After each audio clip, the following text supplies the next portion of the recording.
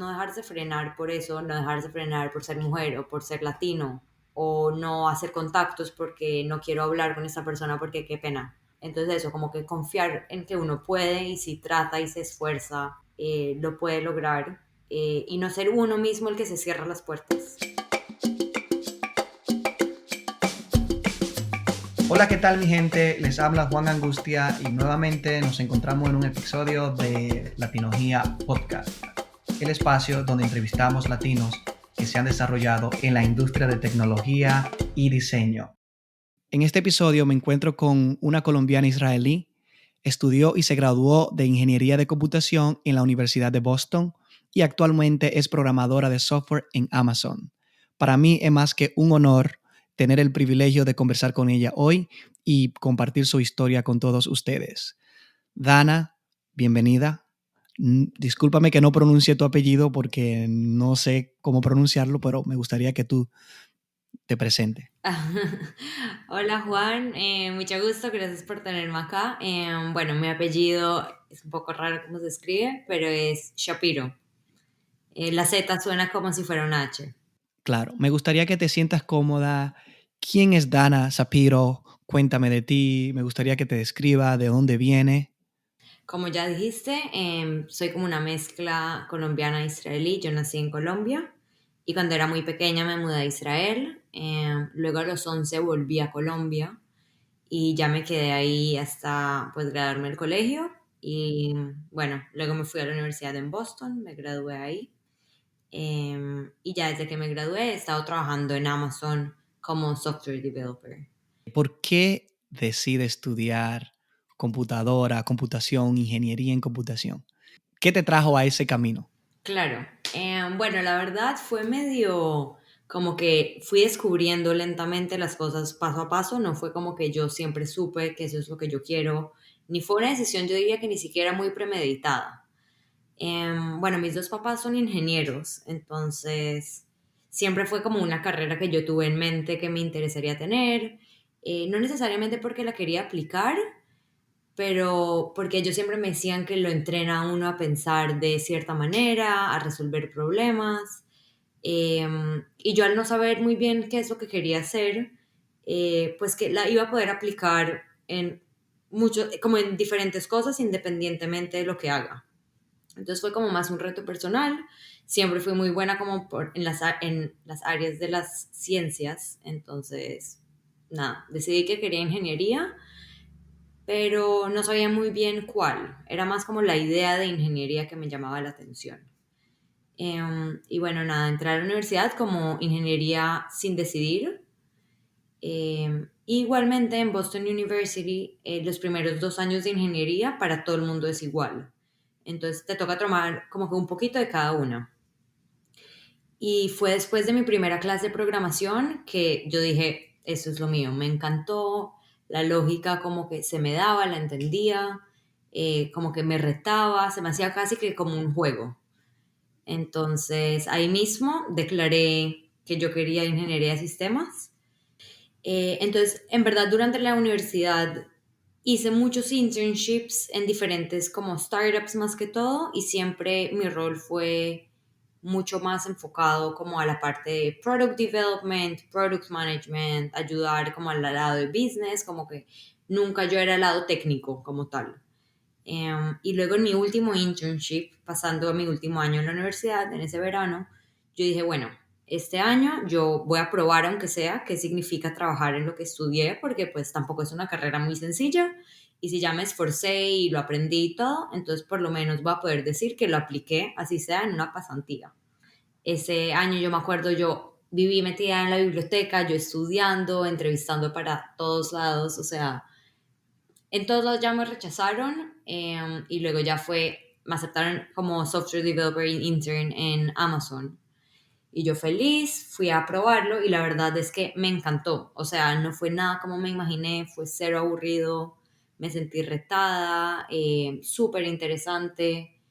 Y bueno, cuando me dieron la oferta para volver, la acepté porque me encantó y pues resulta que 3 años después sigo trabajando en eso, y la verdad me gusta mucho. Y tal vez en un futuro sí me cambie como a algún otro lado, pero por ahora la parte técnica me ha encantado mucho más de lo que como que yo había pensado en un principio.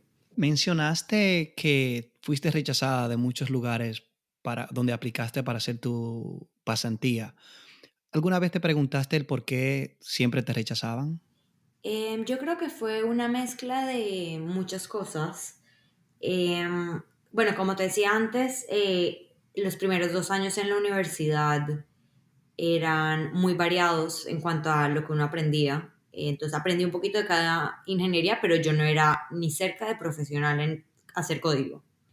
Cuando yo estuve aplicando al internship fue a principios de mi tercer año, donde yo había tomado solo esta única clase de programación que me encantó, pero digamos que mi conocimiento no era tan fuerte todavía. Entonces fue como que ir descubriendo lentamente qué es lo que buscaban en la entrevista y yo casi que adelantando un poquito lo que iba a aprender ese año para poder tener el conocimiento que necesitaba. Me compré un libro, me acuerdo que me salvó, se llamaba Cracking the Coding Interview. Y nada, me lo leí todo, lo tenía subrayado, me lo memoricé, hice todos los problemas. ¿Algunos de los tips o consejos que recuerdes del libro para la audiencia que quizás estén pasando por lo mismo que tú, que van a entrevistas y sienten que nunca logran obtener ese trabajo? Y creo que libros como ese sí orientan. Así que si tiene algunos consejos que recuerde, o ya sea del libro o de tu propia vivencia, sería más que bienvenido en este espacio. Claro, sí. Bueno, para gente que está buscando un rol técnico como yo en programación, de verdad que mi primer consejo es cómprense ese libro. Fue una salvación. Uno en una entrevista para un rol técnico, pues la entrevista es muy técnica. O sea, el primer 10% si algo de la entrevista me preguntaban como sobre mí, sobre mis experiencias, mis fortalezas, lo que uno normalmente se prepara para una entrevista, que igualmente es muy importante, pero la mayoría de la entrevista iba enfocado al lado técnico y a cosas muy específicas que no necesariamente hoy en mi día a día aplico en la industria, pero era como que para asegurarse que sé resolver problemas, que me sé como las bases y la teoría y como todo el lado técnico muy bien.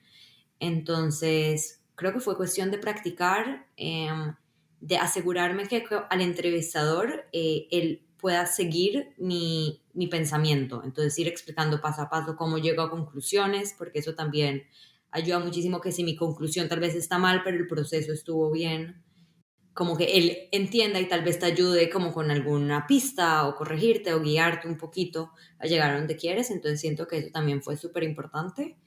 Y al lado ya del otro, digamos que 10-15%, que es más el personal, también siento que es muy importante aprender un poquito de la empresa a la que uno está entrevistando para también entender ellos qué es lo que están buscando y uno cómo puede llenar ese espacio y qué puede aportar en cuanto a como que poniéndolo en perspectiva a lo que ellos también están buscando para que ellos logren ver cómo uno encaja. Sí, yo siempre he dicho que entre las cosas que tenemos que tener bien en cuenta a la hora de ir a entrevistar o de ir a tomar una entrevista es conocer a las personas potenciales que te van a entrevistar, el tipo de rol que cada uno de ellos tiene y basado en el rol de ellos, tú sabes cómo guiar la conversación. En mi caso, cuando tuve la entrevista en persona en Google, yo traté de los primeros segundos o minutos de la conversación, enfocarlo en conocer a la persona que me está entrevistando. Mi nombre es Juan, ¿cuál es tu nombre? Me gustaría saber de tu rol acá en Google, qué te parece el Google, y ya ahí más o menos sabía si era un diseñador o un programador, trataba entonces de aplicar en la conversación los pocos conocimientos o incluso en cierta manera hasta el dialecto que se debe utilizar para esa persona, porque un programador y un diseñador suelen tener visiones diferentes y pensar diferente, entonces ya eso tú le comunica que tú entiendes los términos. No necesariamente soy programador, pero sí entiendo el terreno y eso te deja en buena posición. Y a los que nos están escuchando, si están en el momento de que quieren aplicar para una posición, traten de prepararse, de conocer a la empresa y de ir relajado y de sobre todo ser uno mismo. Uno tiene que ser auténtico porque a veces olvidamos de que no quieren contratar robot, quieren contratar personas que aporten al producto. Entonces es muy importante de saber de si tu personalidad es buena, si tiene un espíritu de colaboración. Cuando tú trabajas un producto, sobre todo en compañías como Amazon, como Google, Facebook, tú trabajas con un sinnúmero de personas en un producto. No vas a trabajar tú solo en todo. O sea, y el tener un ambiente de colaboración es muy importante. Sí, exactamente, estoy totalmente de acuerdo contigo. Y digamos, solo para poner, digamos, un ejemplo, yo al salir de las entrevistas sentí esto que te decía, que solo casi que no le dieron enfoque a yo quién era. Y ahorita que yo ya soy la que hace las entrevistas desde la de Amazon y ya pasé por todo el entrenamiento que lo obligan a uno a hacer, caí en cuenta que por más de que en cuanto a tiempo fue muy poquito, el enfoque que le dan es mucho. Y muchas veces hay gente que en la parte técnica sobresalen, pero si en la parte personal y lo que nos van a aportar como persona y para el equipo, no sentimos que encaja con la cultura o no alcanzamos a ver esa parte, pues no se contrata igualmente. Yo siempre he dicho, nadie quiere trabajar con un sábelo-todo, con un ogro. Y es como tú dices, yo como ejemplo, cuando he tenido la oportunidad de ir a observar a una persona que se está entrevistando, uno toma eso en cuenta, qué tan cómodo puede ser trabajar con esa persona, más allá de tu talento, porque hay situaciones en las que la comunicación, el crear una relación entre equipos es muy importante para el desarrollo de ese producto. Entonces, si tú tienes una persona que usualmente no recibe la retroalimentación de otros con buena actitud, eso puede crear cierta fricción entre diferentes personas del equipo y por ende crear cierto atraso o hasta afectar la calidad del producto. Porque nosotros al final del día somos humanos y creamos productos para humanos y es bueno como que agregarle un poco de tu propia personalidad. Me interesaría escuchar un poco cómo llegaste a Amazon. En mi internship, pasando el último año en la universidad, yo me acuerdo que yo apliqué la verdad a todos los roles que yo vi técnicos, porque yo mi única meta en mente era que yo quería aplicar mi carrera antes de graduarme, porque después no lo iba a hacer. Me acuerdo que en ese proceso mi primera entrevista fue con Microsoft y yo estaba cero preparada. Yo no sabía lo que implicaba una entrevista técnica. Entonces yo vine con todas mis historias para contar, con mi resumen, cómo explicar mis proyectos. Y de una vez me pidieron que yo les describa cómo haría una base de datos para algún problema. Y yo quedé como que yo no había visto base de datos todavía en la universidad. Yo quedé en blanco. Entonces, obviamente, ahí fue que yo dije, ok, necesito estudiar y aprender para ver qué voy a hacer. Y bueno, después de entrevistar en muchos lados, me acuerdo que llegué a la fase final de Google, no la pasé. Y ya cuando casi que me rindo, me aceptaron en Amazon.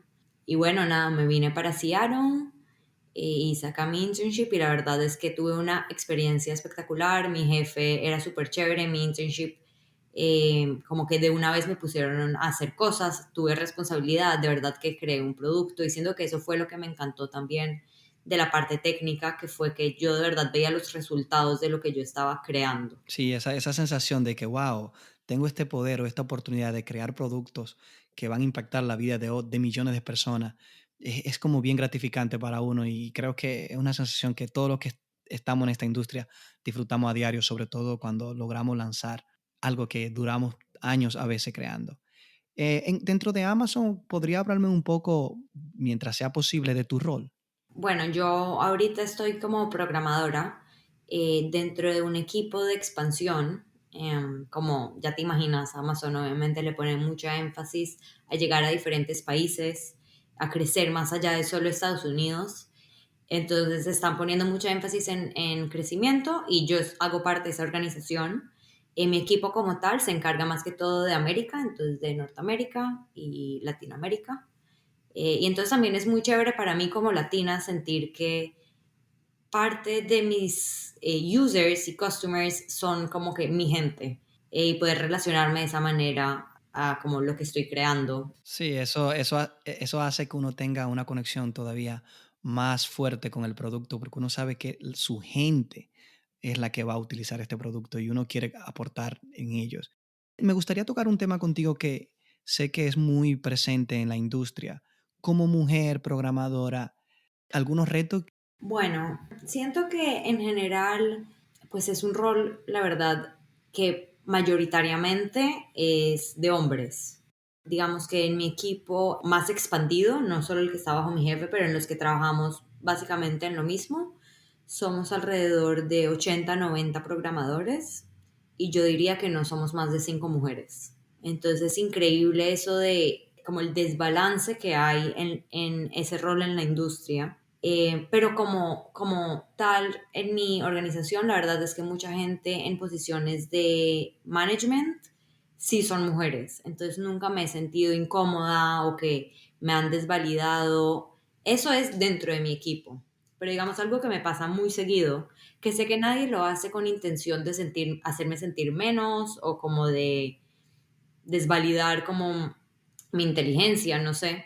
Em, pero como el estereotipo de que la mujer no es programadora o no es tan tech. Cada vez que yo le cuento a alguien que trabajo en Amazon, la primera reacción es como, ah, wow, seguro estás en marketing. O, ah, wow, si algo me dicen que soy como program manager. Pero nunca la reacción de alguien es como que, ah, wow, ¿eres programadora? Nunca me ha pasado. Y más bien cada vez que yo los corrijo, es como que una cara de sorpresa de como que, ah, es lo último que me hubiera esperado. Y me da como risa, pero a la vez me hace pensar que de verdad como que hay algo muy inculcado en la cabeza de las personas, que es que nunca se esperarían que una mujer esté en esto. Y pues no sé, me gustaría que eso cambie. ¿Has tenido algún problema con el idioma?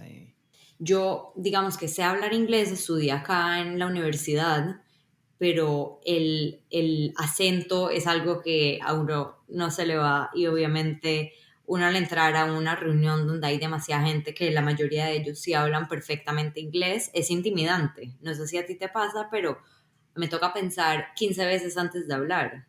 Créeme, a mí me pasa constante y más con mi inglés machucado, como decimos en la República Dominicana. Pero también he aprendido que al final del día valoran mucho que tu talento y al final del día si te puedes comunicar es lo que importa. Pero no me sorprende de que también tú como latina no esté pasando por lo mismo, de que el idioma es como un poquito una barrera. Claro, sí, estoy totalmente de acuerdo contigo y de acuerdo con que todo está más que todo en la cabeza de uno. Entonces a mí al principio me pasaba que quería aportar a la conversación, pero entonces yo de tanto como que premeditar lo que quiero decir para estar segura que me va a salir bien o porque me daba pena, ya como que la conversación avanzó y me perdí y ya no pude hacer mi aporte. Y entonces, de verdad, yo creo que ahí toca entender que nadie lo va a juzgar a uno, que más bien, como tú decías, valoran muchísimo igual lo que uno va a aportar, independientemente del acento, uno se sabe hacer entender y eso en verdad es lo que importa. Entonces, creo que con el tiempo he aprendido no dejarme frenar porque me siento tal vez a veces un poquito incómoda con mi acento. Claro. Me gustaría que escuchar un poco cómo es tu proceso de trabajo. ¿Qué hace cuando llega a la oficina? ¿Cómo te gusta trabajar los proyectos? ¿Cómo te organiza las agendas? Bueno, primero como para dar un poquito de contexto, mi equipo como es de expansión, la rutina es demasiado variada, porque lo que nosotros hacemos es en vez de ser dueños de una parte específica, somos dueños como de todo, pero para diferentes países. Entonces, cada proyecto que yo tengo, yo trabajo con otros equipos y trabajo en otro componente de la parte de retail de Amazon. Entonces, eso es algo que me gusta mucho, pero por eso mismo cambia bastante mi rutina y lo que hago o cómo trabajo. Pero digamos que mis días normalmente llego a la oficina,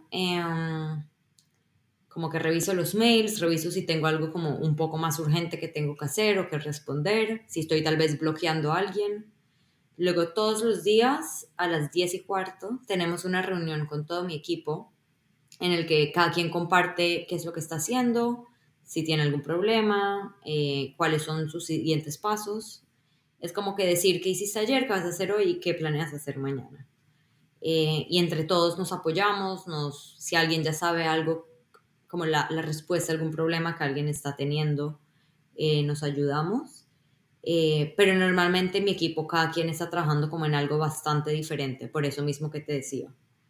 Y luego ya el resto del día, tengo épocas, un proyecto normalmente tiene como etapas, entonces está la etapa del diseño y la arquitectura y ver cuál es el problema que la gente de business quiere resolver y yo del lado técnico cómo lo voy a solucionar, qué diferentes sistemas voy a necesitar involucrar. Está toda esa parte que es mucho de leer, mucho de hablar con personas, hay muchas reuniones, es mucho de escribir documentos, que la verdad esa parte a mí se me hace súper chévere. Luego está más la parte técnica, que es cuando uno hace el código como tal, em, que a veces, o sea, diferentes equipos lo manejan de formas diferentes. Entonces a veces se siente más colaborativo y a veces sí es un poco más una época en la que uno sí está más como en el computador. ¿Cómo ve la industria y los aportes de los latinos, en específico las mujeres?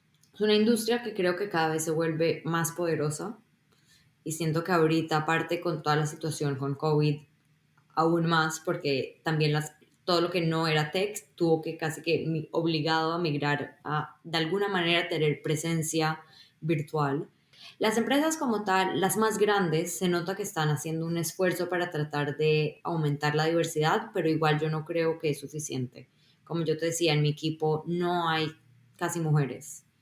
Y yo creo que eso es parte por los estereotipos que te nombraba de que va más allá de que tal vez las empresas no quieran contratar mujeres, pero es desde que las niñas escogen una carrera en la universidad que creen que eso tal vez no es para ellas por los estereotipos que ya están tan establecidos, eh, que era lo mismo en mi universidad. En mis clases era llena de hombres y éramos dos, tres mujeres.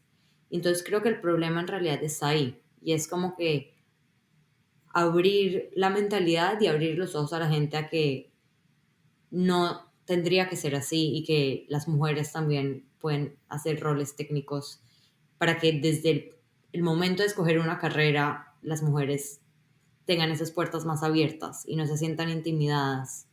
¿Algunos consejos que quieras compartir con aquellos que apenas están iniciando en esta industria o aquellos que aspiran iniciar algún día en el campo de la tecnología o en este caso haciendo tu rol como ingeniera en software?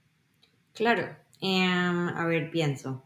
Yo creo que primero que todo es no dejarse intimidar. Es una industria muy grande. Muchas veces las empresas de esa industria, pues las más grandes, son empresas muy grandes. Y suena como abrumador y intimidador, como que tratar de entrar en eso. Entonces, no dejarse frenar por eso, no dejarse frenar por ser mujer o por ser latino o no hacer contactos porque no quiero hablar con esta persona porque qué pena. Entonces eso, como que confiar en que uno puede y si trata y se esfuerza, lo puede lograr y no ser uno mismo el que se cierra las puertas. Exacto, yo siempre he dicho, cuando se tiene pasión, todo es posible. O sea, a veces nosotros mismos vemos las cosas muy abrumadoras e inalcanzables cuando ni siquiera lo hemos intentado. Y la idea de este espacio es eso, crear conexión entre latinos, abrirles puertas a otros, siempre estén al alcance de nosotros. Y como diría Calle 13 en uno de sus álbumes, los de atrás vienen conmigo. Y es una frase que creo que cada latino tiene que hacer presente, sobre todo lo que ya están establecidos. Y el motivo de desarrollar este espacio fue por eso, porque sé que hay latinos dentro de la industria que tienen esa inquietud de ver cómo pueden aportar a aquellos que quieren abrirse el paso en esta industria. Para mí ha sido más que un placer compartir contigo. No sé si tiene algo más que quiera compartir con la audiencia antes de despedirnos. No, yo creo que eso fue todo. Pues nada, muchísimas gracias por tenerme. Espero lograr inspirar así sea a una persona a tomar esta carrera o a entrar en la industria eh, y bueno, conectar. Bueno, ya ustedes saben, la escucharon, háganle caso a Dana, es una carrera con muchas cosas buenas y para eso estamos acá en Latinogía. Me despido, Juan Angustia, y esto fue otro episodio de Latinogía Podcast.